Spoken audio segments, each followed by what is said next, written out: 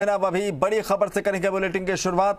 रीट कथित परीक्षा लीक मामले में एसओजी के हाथ बड़ी कामयाबी लगी है। मामले में मुख्य अभियुक्त गिरफ्तार कर लिया गया है, यानी कि बत्ती लाल और एक अन्य को केदारनाथ से पुलिस ने पकड़ा है। पिछले 3 दिन से उत्तराखंड में ट्रैक कर रही थी एसओजी की टीम और उसके बाद आज कामयाबी मिली है। बत्ती लाल को धर दबोचा गया है। तो आपको बताएं, रीट परीक्षा में कथित पेपर लीक मामले में वो वांछित था, एसओजी के हाथ कामयाबी लगी है। मामले में मुख्य अभियुक्त बत्ती लाल था, जिसे गिरफ्तार किया गया। बत्ती लाल और एक अन्य को उत्तराखंड के केदारनाथ से गिरफ्तार किया गया। 3 दिन से बत्ती लाल को ट्रैक कर रही थी एसओजी की टीम और उसके बाद कामयाबी हाथ लगी है, उसे धर दबोचा गया है। तो एक बड़ी कामयाबी के तौर पर इसे देखा जाएगा। आशुतोष हमारे सहयोगी ज्यादा जानकारी के साथ जुड़ रहे हैं। आशुतोष, किस तरीके से एसओजी को ये कामयाबी मिली है और सबसे महत्वपूर्ण बात की, अब बत्ती लाल जब हिरासत में है, शिकंजे में है, तो क्या माना जाए जो कथित पेपर लीक की जो बात कही जा रही थी, दूध का दूध पानी का पानी होगा?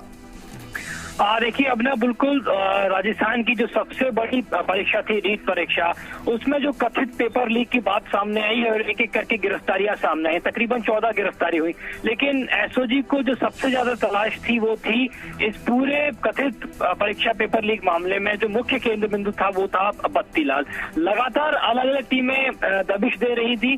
3 दिन पहले एसओजी को गोपनीय तरीके से सूचना प्राप्त हुई कि उत्तराखंड राज्य के अंदर उसकी लोकेशन प्राप्त हुई है। उसके बाद में एक खास टीम गठित करके वहां पर भेजी गई और आज अब से कुछ देर पहले बत्ती लाल और उसके एक अन्य सहयोगी जिसका नाम शिवा है, उसको दस्तयाब कर लिया गया है और सीधे उसको अभी तक जो जानकारी सामने आई है उसको लेकर एसओजी की टीम रवाना हो चुकी है जयपुर के लिए। जयपुर मुख्यालय उसको लाया जाएगा और कोर्ट में पेश करने के बाद में एक तकरीबन काफी ज्यादा दिनों की एसओजी चाहेगी कि रिमांड मिले, क्योंकि इस पूरे घटनाक्रम के अंदर पेपर कहां से लीक हुआ, उस व्यक्ति तक बत्ती लाल तक पेपर कैसे आया, ये तमाम खुलासे, क्योंकि इसके अंदर बहुत सारी बातें सामने आई, सियासी कनेक्शन भी इसके अंदर हुए, बहुत तरह तरह के खुलासे एक एक करके सामने आए। बत्ती लाल का जो भाई राजेश है उसकी गिरफ्तारी भी एसओजी की तरफ से की गई, लेकिन इसमें सबसे मुख्य केंद्र बिंदु बत्ती लाल है, क्योंकि सुबह 8:32 पर ये पेपर बाहर निकल के आया। तो 8:32 पर बत्ती लाल के पास ये पेपर कहां से आया, इसके आगे के जो कनेक्शन है,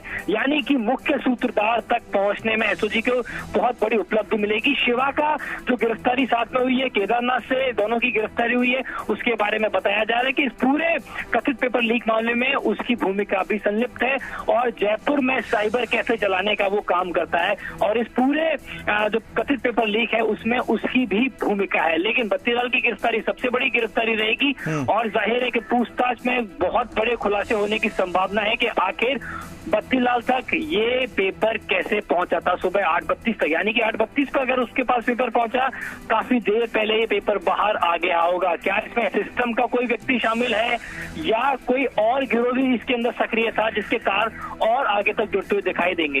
एसओजी के लिए बड़ी उपलब्धि, एडीजी एसओजी अशोक राठौर की तरफ से इसकी जो पुष्टि है वो कर दी गई है।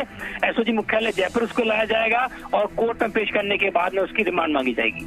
रिमांड मांगी जाएगी। लेकिन आशुतोष, सबसे जो महत्वपूर्ण सवाल है वो ये कि लगातार बत्ती लाल को लेकर हंगामा मचा रहा, उसकी गिरफ्तारी की मांग होती रही और पक्ष विपक्ष दोनों तरफ से आरोप प्रत्यारोप के दौर चलते रहे, लेकिन केदारनाथ पहुंच गया बत्ती लाल और वहां से उसकी जो गिरफ्तारी हुई, किस तरीके से वहां पर पहुंचा और किस तरीके से एसओजी को जानकारी मिली थी और 3 दिन से जो ट्रैक करने की बात सामने आ रही है, तो क्या कुछ किन बातों का इंतजार एसओजी को था जो 3 दिन तक ट्रैक करती रहे, उसके बाद अब जाकर उसे उस पर शिकंजा कसा?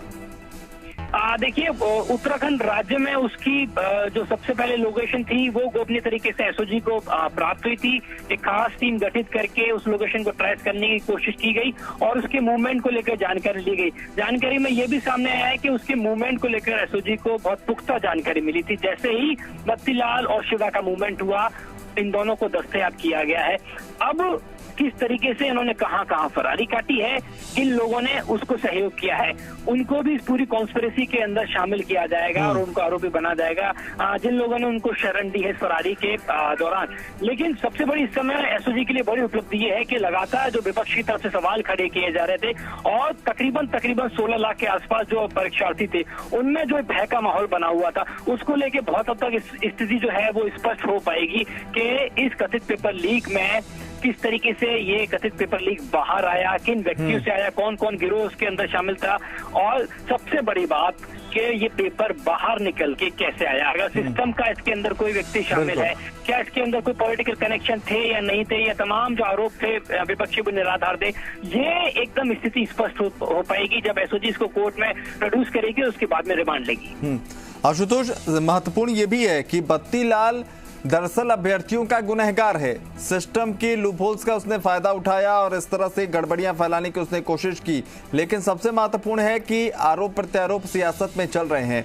एक तरफ जो है एसओजी की इस कार्रवाई पर सरकार अपनी पीठ थपथपाएगी जरूर कि हमने ये कार्रवाई की, बत्तीलाल को धर दबोचा। दूसरी तरफ जो सियासी कनेक्शन बत्तीलाल के सामने आ रहे हैं, कुछ नेताओं के साथ तस्वीरें और पार्टी के झंडे के साथ जो है हम तस्वीरें भी अपने दर्शकों को दिखा रहे हैं। तो क्या माना जाए कि इस गिरफ्तारी के बाद सच्चाइयां तो निकलेंगी, लेकिन सियासत भी एक बार फिर शबाब पर होगा? देखिए, सियासी उथल पुथल की जो तमाम घटनाएं थी वो तो सामने निकल के आई थी। विपक्ष ने इसको जमकर मुद्दा बनाने की भी कोशिश की थी। बहुत सारे फोटो को सोशल मीडिया पे वायरल किया गया था भाजपा की तरफ से। एसओजी की कार्यशैली पर यहाँ तक कि सवाल खड़े किए थे कि जैसे ही इसमें सियासी कनेक्शन सामने आया है उसके बाद एसओजी की कार्यशैली ढीली पड़ गई है। लेकिन एडीजी अशोक राठौर की तरफ से बहुत स्पष्ट कहा गया था कि इसके अंदर उच्च से उच्च पद पर बैठा व्यक्ति भी होगा तो उसके खिलाफ कार्रवाई की जाएगी। अगर इस पूरे कॉन्स्पिरेसी के अंदर, इस पूरे षड्यंत्र के अंदर कोई भी व्यक्ति होगा, सरकार की तरफ से ये फ्री हैंड दिया गया है कि उस व्यक्ति तक को सजा दी जाएगी। ये बहुत स्पष्ट कर दिया गया था। और क्योंकि ये कानूनी कार्रवाई है, फरारी काटने की वो हर स्तर पे कोशिश कर रहा था, खुद को बचाने की हर स्तर पे कोशिश कर रहा था। एसओजी की टीम लगातार कोशिश कर रही थी, एक स्टेट से दूसरी स्टेट तक वो पहुंच गया था और बहुत हद तक संभव है कि वो दूसरी स्टेट में भी इस दौरान वो उसने फरारी काटी है। तो अब जो पूरी स्थिति है वो स्पष्ट हो पाएगी इस पूरे घटनाक्रम के अंदर।